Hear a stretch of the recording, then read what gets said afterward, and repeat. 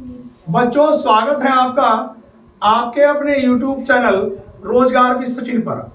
बच्चों में एक रीजनिंग की क्लास लेके आया हूं जो सभी एग्जामों के लिए बहुत महत्वपूर्ण साबित होगी और 100% एग्जाम में इसी तरह के क्वेश्चन आपको मिलने वाले हैं। तो आइए चलते हैं बच्चों आज की क्लास की ओर। और बच्चों मैंने यहाँ पे लिखा ये क्लास जो इम्पोर्टेंट होगी SSC, police, bank, super CAT और भी जो एग्जाम है सभी के लिए बहुत महत्वपूर्ण साबित होगी। बच्चों जो भी बच्चे नए हमारे चैनल से जुड़ रहे हैं चैनल को जरूर सब्सक्राइब कर लें आगे भी क्लास देखने के लिए। आइए चलते हैं बच्चों पहले क्वेश्चन की ओर। सभी विद्यार्थी लिखेंगे बच्चों आज का पहला क्वेश्चन लिखेंगे पहले क्वेश्चन में लिखेंगे रीजनिंग REASONING लिखेंगे बच्चों रीजनिंग शब्द में अक्षरों के ऐसे कितने युग्म हैं। युग्म का मतलब होता है बेटा जोड़े जिन्हें हम पेयर बोलते हैं। पूरी परिभाषा लिखी हुई आएगी कि रीजनिंग शब्द में अक्षरों के ऐसे कितने युग्म या जोड़े हैं जिनके बीच में उतने ही अक्षर होते हैं जितने की अंग्रेजी वर्णमाला में उनके बीच में होते हैं। क्या सभी बच्चे जो बच्चे ऑफलाइन में बैठे हैं प्रॉपर सही दिखाई दे रहा है लिखा हुआ? Okay sir. ओके ठीक है बेटा। अब हमें इसमें जोड़े बताने हैं बेटा। ऑप्शन क्या क्या होंगे हमारे पास बच्चों? ए ऑप्शन होगा 1, बी ऑप्शन होगा 2, सी ऑप्शन होगा 3 और बच्चों डी ऑप्शन होगा 4। जोड़े बनाते कैसे मैंने आपको बताया बच्चों। देखो आर का नंबर कितना 18, ई का नंबर 5, ए का नंबर 1, एस का 19, ओ का 15, एन 14, आई 9, एन 14 और बच्चों जी का नंबर कितना है 7। अब देखो मैं यहाँ पर 18 से चलूंगा तो 18, 19, 20, 21, 22, 23, 24, 25 नहीं बनता। 5 से 5, 6, 7, 8, 9, 10, 11, 12 नहीं बनता। 1, 2, 3, 4, 5, 6, 7 बच्चों में 1 से 7 पे गया और साथ ही उसमें लिखा है तो मेरे पास एक जोड़ा बन गया। उसके बाद मैं 19 से चलूंगा 19, 20, 21, 22 नहीं बनेगा। 15, 16, 17, 18, 19 नहीं बनेगा। कोई नहीं बनेगा बच्चों इधर से। अब उल्टे क्रम से आ जाओ 7 के बाद एक बनेगा 9, 7, 8, 9 जोड़े बन गए 2। इसके बाद कोई नहीं बनेगा 7 से 14, 15, 16 नहीं बनेगा। 9 से नहीं बनेगा एक बनेगा बच्चों 14 से 15 जोड़े बने 3। 14 से कोई नहीं बनेगा, 15, 16 नहीं, 19 से बड़ा कोई अंक नहीं है तो कोई नहीं बनेगा बच्चों। जोड़े कितने बनेंगे 3। ऑप्शन नंबर बच्चों सी। तो पहले वाले क्वेश्चन का बच्चों ऑप्शन नंबर क्या निकल के आया हमारे पास सी। कॉपी करते चलें जोड़े कितने बनेंगे बच्चों 3 बनेंगे। सभी विद्यार्थी कॉपी करेंगे भैया। उसके बाद बच्चों आज का जो दूसरा क्वेश्चन नंबर लिखेंगे बच्चों लिखेंगे दूसरा क्वेश्चन यदि लिखेंगे 88 बराबर लिखेंगे बच्चों 40 कॉमा BAT बैट बराबर 80 हो तो लिखेंगे बच्चों ACT बराबर क्या। यहां पर लिखेंगे बच्चों 24, 48, सी ऑप्शन 23 और डी ऑप्शन बच्चों 56। क्वेश्चन बड़ा अच्छा है। क्वेश्चन को करना कैसे अब ध्यान से देखना बच्चों। मेरे पास बच्चों ए का नंबर कितना होता है 1 और टी का नंबर कितना होता है बच्चों 20। और बच्चों इसमें एक ऑप्शन और लिख लेना आप लोग इनमें से कोई नहीं, नन ऑफ दीज यानी कि इनमें से कोई नहीं। देखो बच्चों मुझे एक बात नजर आ रही 40 बनाना है। अगर मैं इनकी आपस में मल्टीप्लाई कर दूं 20 का ना 20 और बच्चों 20 का दुगुना कितना होता है 40। यहाँ पर बी का नंबर 2, ए का 1, टी का 20, BC का ना 20 दूनी कितना हो गया बच्चों 40 और 40 का दुगुना बच्चों कितना होता है 80। उसी प्रकार ए का नंबर 1, सी का 3, टी का 20, 20 और 3 23। अब इनको ध्यान से देखना इनकी मल्टीप्लाई करनी थी कि भैया हमारे पास वो जैसे इसमें करी BC का ना 20, यहाँ पर BC का ना 20 दूनी 40, 40 का दुगुना 80। तो यहाँ पर 20 दिया 60 का ना बच्चों कितना आया 60 और 60 का दुगुना कितना होना चाहिए बच्चों 120। 120 मेरे पास ऑप्शन में है नहीं तो इसलिए कौन से वाले विकल्प पर टिक करूंगा ई ऑप्शन पे इनमें से कोई नहीं। कॉपी करते चले सभी विद्यार्थी। उसके बाद अगले क्वेश्चन की ओर चलेंगे हम लोग। आज के 2 क्वेश्चन हमारे कंप्लीट हो चुके हैं बच्चों। क्वेश्चन नंबर 3 की ओर बच्चों 10 क्वेश्चन मुझे इस क्लास में कराने हैं और सारे के सारे क्वेश्चन महत्वपूर्ण होंगे जिस प्रकार के एग्जाम में क्वेश्चन पूछे जा रहे हैं। उसके बाद बच्चों मैं बात करूंगा क्वेश्चन नंबर तीसरे की। तीसरे नंबर के क्वेश्चन में हम लोग लिखेंगे बच्चों कि यदि BAD अनुपात, यहां पे लिखेंगे बच्चों DCB, तो हमें ये बताना बच्चों RAT रेट अनुपात क्या होगा। क्वेश्चन बड़ा अच्छा है और एग्जाम में इस तरह के क्वेश्चन भी बड़े देखने को मिल रहे हैं। अब देखो क्वेश्चन को आप ध्यानपूर्वक देखें बेटा। क्वेश्चन में लिखा कि यदि BAT अनुपात DCB तो RAT अनुपात क्वेश्चन मार्क। अब क्वेश्चन को करेंगे कैसे। देखो बच्चों B का नंबर कितना है 2, A का नंबर 1, T का नंबर 20, यहाँ पर D का नंबर 4, C का 3 और B का नंबर 22। अब देखो बच्चों 2 से 4 की बात करता हूं तो प्लस का 2, मैं 1 से 3 की बात करता हूं प्लस का 2 और 20 से 22 की बात करता हूं तो बच्चों प्लस का 2। जो लॉजिक यहाँ पे लगा है सेम लॉजिक मैं आगे लगाऊंगा बच्चों। तो यहाँ पर R का नंबर कितना 18, A का नंबर 1, T का 20। बच्चों 18 में 2 जोड़ूंगा 20 तो 20 नंबर का T, 1 में 2 जोड़ूंगा 3, 3 का C, 20 में 2 जोड़ूंगा बच्चों 22 तो 22 का क्या आएगा B। तो मेरा सही उत्तर क्या आया बच्चों TCB। सही उत्तर निकल के आया TCB। तो दोबारा सुनो, 18 में 2 ऐड करूंगा 20, 20 नंबर का T, 1 में 2 ऐड करूंगा 3, 3 का C, 20 में 2 ऐड करूंगा 22, 22 का बच्चों क्या निकल के आया B। कॉपी करें सभी विद्यार्थी। उसके बाद बच्चों क्वेश्चन नंबर 4 पे चलूंगा बच्चों मैं। लिखेंगे अगले क्वेश्चन में लिखेंगे 24 अनुपात 126 समानुपात 48 अनुपात क्वेश्चन मार्क। ए ऑप्शन है 343, बी ऑप्शन है बच्चों 344, सी ऑप्शन है 345 और डी ऑप्शन है बच्चों कोई नहीं। आप क्वेश्चन में ध्यान दो बच्चों। इस प्रकार के क्वेश्चन में बेटा देखो ध्यान दो, ये 24 लिखा है तो मुझे नजर आ रहा है कि 24 किसी ना किसी संख्या के वर्ग या घन के आसपास है। देखो ध्यान दो, अगर मैं 5 का वर्ग करूंगा बच्चों 25, 25 माइनस 1 24। अगली वाली कंडीशन में बच्चों 5 का घन 125 प्लस 1 126। उसके बाद बच्चों 48 की बात करूंगा मैं, 7 का वर्ग माइनस 1 तो बच्चों आगे कितना होगा 7 का घन प्लस 1 और 7 का घन कितना होगा बच्चों मेरे पास 343 और प्लस 1 तो कितना हो गया बच्चों 344। ऑप्शन नंबर बच्चों कौन सा वाला आया बी। कॉपी करते चले भैया सभी विद्यार्थी, बड़ा अच्छा क्वेश्चन है। उसके बाद क्वेश्चन नंबर बच्चों 4 के बाद क्वेश्चन नंबर 5 नंबर के क्वेश्चन में हम लोग ध्यान देंगे बच्चों। लिखेंगे दी गई आकृति में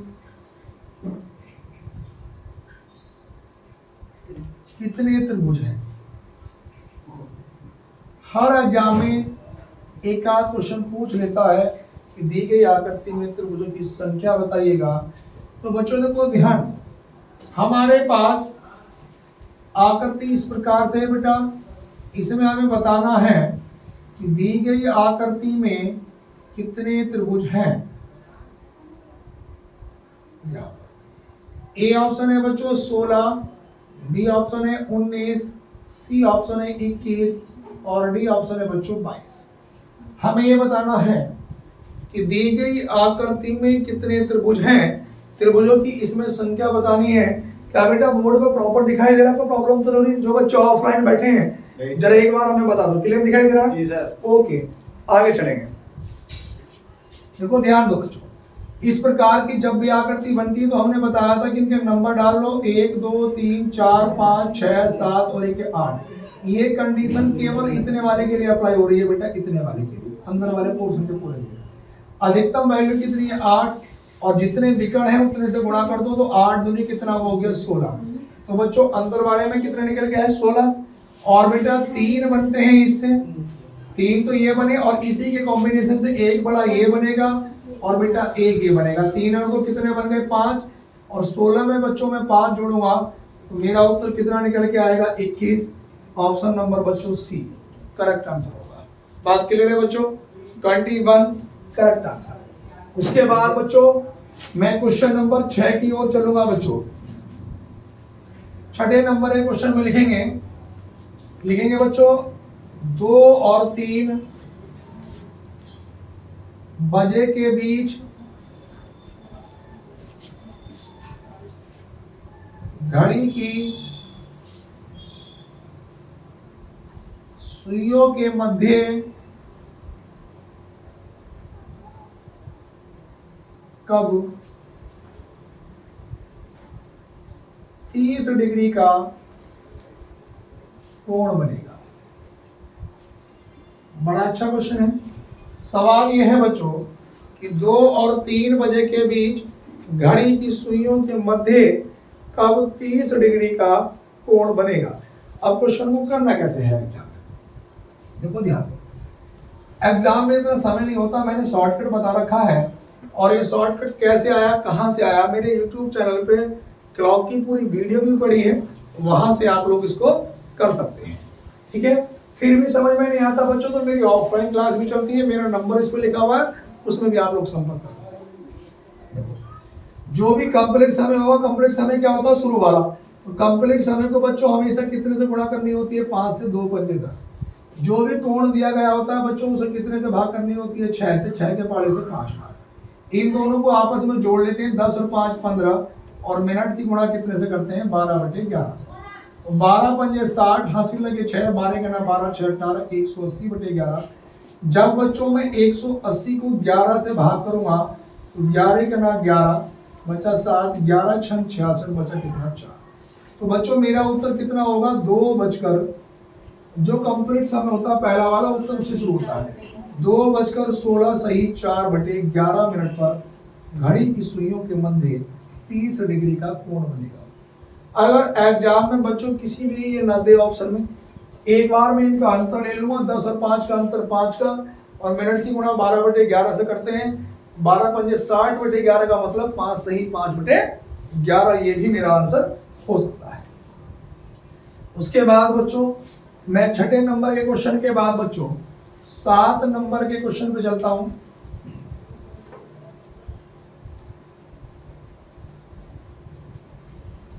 क्वेश्चन नंबर 7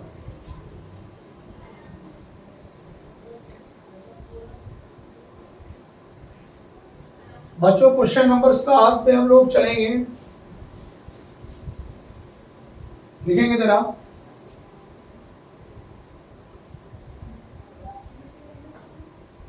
1 4 27 256। आगे क्वेश्चन सवाल ये कि 1 4 27 256, और बेटा आगे क्वेश्चन मार्क। सवाल बड़ा बेहतरीन है, कई बार एग्जामों में पूछा गया है, क्वेश्चन को एग्जाम में करेंगे कैसे, तो ध्यान दो बच्चों। ये हमें नजर आ रहा है कि 4 किसकी पावर 2 होता है, 2 की पावर 2, 27 3 की पावर 3, उससे पहले बच्चों 1 की पावर 1 रखा होगा। 1 की पावर 1 का मतलब 1, 2 की पावर 2 का मतलब 4, 3 की पावर 3 का मतलब 27, और 4 की पावर 4 करूंगा, 4 चौक 16 चौका 64 चौका 256। अगली बार बच्चों 5 की पावर 5, तो 5 की पावर 5 का मतलब बच्चों क्या है 5 गुणा 5 गुणा 5 गुणा 5 गुणा 5, 2 और 3 5 बार, 5 पंजे 25 पंजे 125, 125 पंजे 625, और 625 ही गुणा 5 से करूंगा तो 5 पंजे 25 का 5, हासिल लगे 2, 5 दूनी 10 और 2 12, 5 6 30 और 1 31। क्या 31 25 ये आया बच्चों? जी सर। इनकी गुणा करने पर बच्चों मेरे पास क्या निकल के आएगा आंसर? ये 3125। बिल्कुल सही उत्तर होगा, एकदम 3125। देखो अगले क्वेश्चन में चलेंगे बच्चों 6 के बाद हम क्वेश्चन नंबर 7 की क्वेश्चन नंबर 7 पे चलेंगे बच्चों। 7वें नंबर का प्रश्न ये है बच्चों, एक पंक्ति में कुल 50 विद्यार्थी, कुल जो विद्यार्थी हैं बच्चों कितने हैं? 50। एक पंक्ति में कुल 50 विद्यार्थी हैं। मेरे हिसाब से क्वेश्चन नंबर 8 होगा बच्चों। 7 इससे पहले हो चुके हैं। एक पंक्ति में कुल 50 विद्यार्थी हैं और वो ये कहता है कि राम का स्थान बाएं से 10वें स्थान पर है और श्याम का स्थान दाएं से 35वें स्थान पर है। क्वेश्चन में ये पूछ लेगा इन दोनों के बीच में कितने व्यक्ति बैठे हैं? बीच में कितने व्यक्ति बैठे? सवाल की पूरी परिभाषा सुनिएगा बेटा कि एक पंक्ति में कुल 50 विद्यार्थी हैं, राम का स्थान बाएं से 10वें स्थान पर है और श्याम दाएं से 35वें स्थान पर है, तो इन दोनों के बीच में कितने व्यक्ति हैं? देखो बेटा अगर कभी भी बीच में व्यक्ति पूछे तो सबसे मैंने आपको आसान तरीका बताया, अगर दिया गया टोटल इन दोनों के योग से अधिक है तो कुछ नहीं करना बेटा, 50 में से हमें कितना माइनस करना है? इन दोनों का योग कितना? 45 और 50 में से 45 माइनस करा बच्चों तो कितना उत्तर निकल के आया? 50। हाँ है ना? अब सुनिए बात, अगर किसी वजह से ये वाला टोटल इन दोनों के योग से कम होता फिर क्या करते? हम इन दोनों के योग में से ये वाली वैल्यू तो घटाते घटाते, एक स्थान इसका और एक स्थान इसका, दो फालतू घटाते। बात क्लियर हो गई? उसके बाद क्वेश्चन नंबर बच्चों 8 के बाद क्वेश्चन नंबर बच्चों हम लोग चलेंगे 9 पर।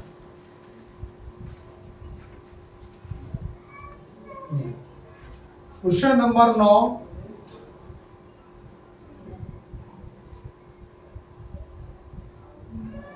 नवे नंबर में ये बताना है विषम बताइए। विषम का मतलब है कि निम्न में से कौन सा एक अलग है।